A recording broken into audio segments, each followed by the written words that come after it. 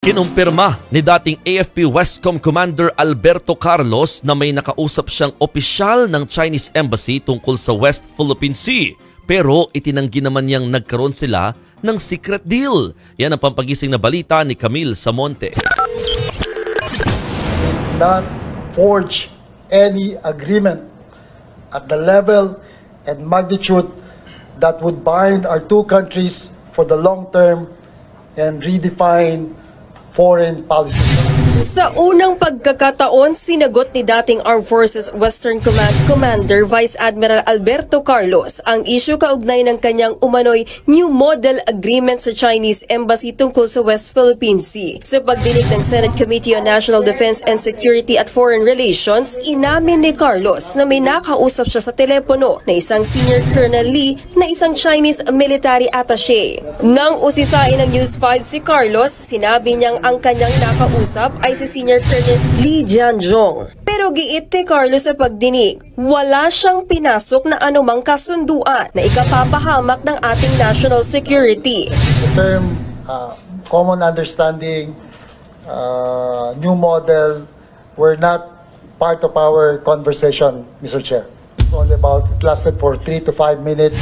Ayon kay Carlos, pinag-usapan nila kung paano mababawasan ang tensyon sa West Philippine Sea. Pero hindi na niya idinetalye ang pag-uusap at tatalakayin na lang daw ito sa isang executive session. Particularly during our rotation and resupply mission in Ayungin Shoal.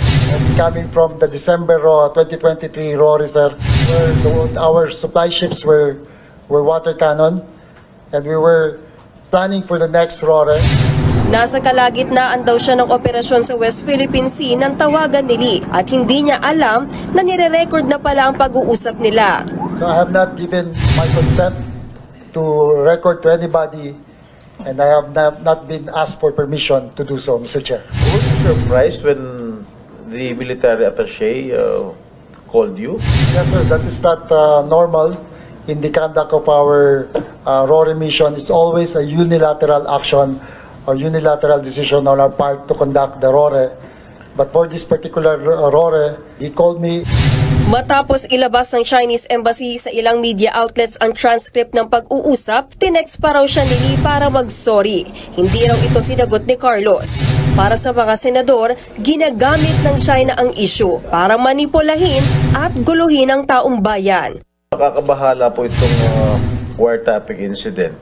Kaya dapat meron tayong gawing hakbang tungkol dito. At mas nakakabahala na kayang-kaya tayong manipulahin nitong mga Chinese officials. Pinuna naman ni Senator Francis Tolentino ang Department of Foreign Affairs dahil hindi raw agad ipinatawag si Chinese Ambassador Wang Xilian. Pero sabi ng DFA, kailangan may maisa pa munang kaso sa diplomat bago sila umaksyon. Meron daw kasing immunity ang mga diplomat sa ilalim ng Vienna Convention. Pinakamataas na yung national security, exempt pa rin siya, may immunity pa rin siya. Sa Vienna Convention, exempt pa rin siya. They could argue, sir, that he was just exercising his function as part of his mandate as a member of the mission. Gagamitin naman daw ng DOJ ang sworn statement ni Carlos para mag-imbestiga at gawing basihan para magsampa ng kaso. We have a testimony now that we can use that indeed there was a call and it was recorded, so it can be considered as a violation of the anti-wiretapping law. Hindi dumalo sa pagdinig ang mga opisyal ng Chinese Embassy. Nagbabalita mula sa Frontline, Camille Samonte, News 5.